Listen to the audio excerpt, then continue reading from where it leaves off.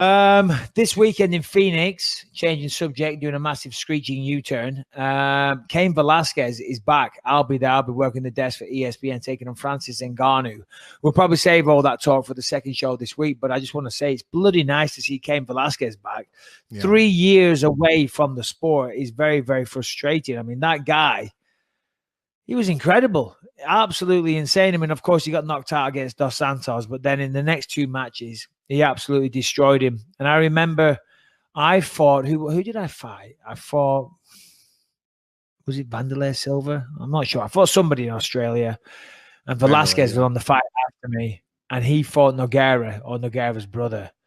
And, oof, man, his boxing looked incredible. Of course, he's a fantastic boxer as well.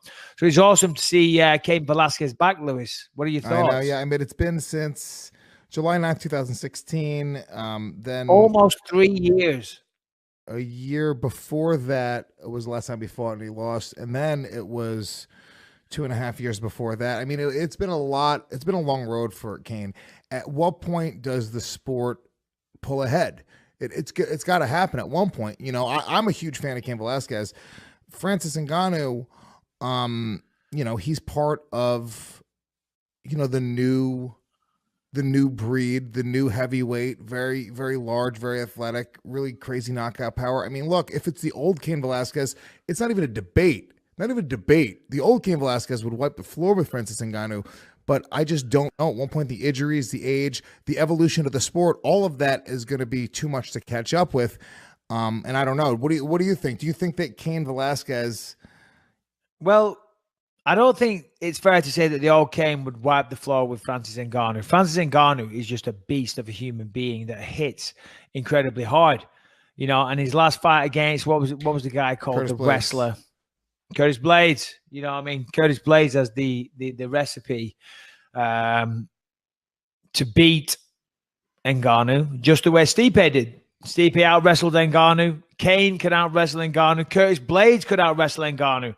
But Curtis Blades couldn't get in on him because Ngannou just unleashed his hands and fucking demolished Curtis Blades. And I guess he came out aggressive as well because the fight before, remember, who did he fight? Oh, not Derek Lewis. Wilson. What's his name? Derek Lewis. Yeah, sorry, pardon me. Yeah, Derek Lewis in that fight, he didn't throw a single punch hardly. One of the worst heavyweight fights of all time. So I feel like he probably felt the pressure to come out there and put on a good performance, and he did that. Now, you know, if Cain can get on the inside and get his hands on him and take him down, yeah, for sure, I'm gonna fancy Cain. But if he can't take him down, he can't get on the inside, and the trading hands,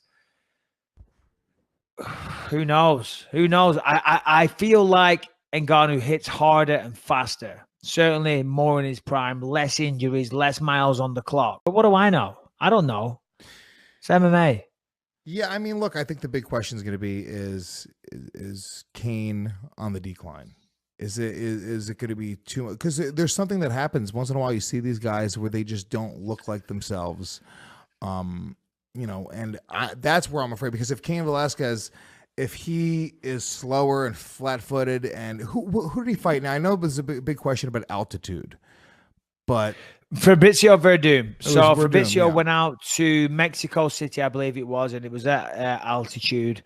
And Verdum was out there for like a month before acclimatizing, all the rest of it. And then Cain flew in fight week and was doing pretty well, but then he gassed. And I'm not sure what the elevation at Mexico City is, but it's very, very high. And trust me, if you've never done that, if you've never trained at altitude, it is a real thing. That isn't a bullshit excuse. Now, I'm not taking away from Verdum's win, but trust me, I remember my first training camp at altitude, 2007. I flew out to Big Bear, California to train with Team Rampage when he was getting ready to take on Dan Henderson. And I flew out there and I was already in great shape. And then the first day, I got there late at night. And then the first morning, we trained. And oh, my God. Big difference. It's crazy. After like half a round, you know, on the floor with a bunch of unknown Brazilians beating the fuck out of me. Having a field day. Having a fucking field day. It's like, listen, you assholes. I'm clearly suffering from the altitude cardio depreciation, for want of a better description. But they're like, oh no, we've got the English Brit bastard tired. Let's fill him in. and that's what they were doing. But it is a real thing. And then Cain got a little tired. I think he shot in, and Fabrizio got him in a nice guillotine. You know, congrats to him. But it does sound like an excuse, though. You know that from like the fans' perspective, it doesn't. It sound like altitude. It does sound like an excuse, and to be honest, it is an excuse, but it's not a valid one, really, because they say failure to prepare. Yeah. So you prepare to fail or something like that. You know, at the end of the day, you have obligations as a professional athlete. And if you know that you're going to fight at altitude, then you've got to do something to counter that, whether it's sleeping in a what did they call it? Hyperbaric chamber or something like that, or going out there early, doing your camp at elevation. But you've got to address that issue. You can't just say, do you know what? I'm always in good shape. I'm just going to go out there and chance it a few days before, because get to rounds 3 and 4 and you're fucked. As I said, you know, my first training session, half a round, and I was destroyed. Typically, UFC fly you in on a Tuesday, so you would have had 4 days to acclimatize. That's nowhere near enough, you know. So it's a valid reason, but that doesn't take away from Fabrizio Verdun winning the fight, because that was his fault. Whether it was laziness, whether it was he had too many distractions, whatever it is, fighters always have a lot of stuff going on.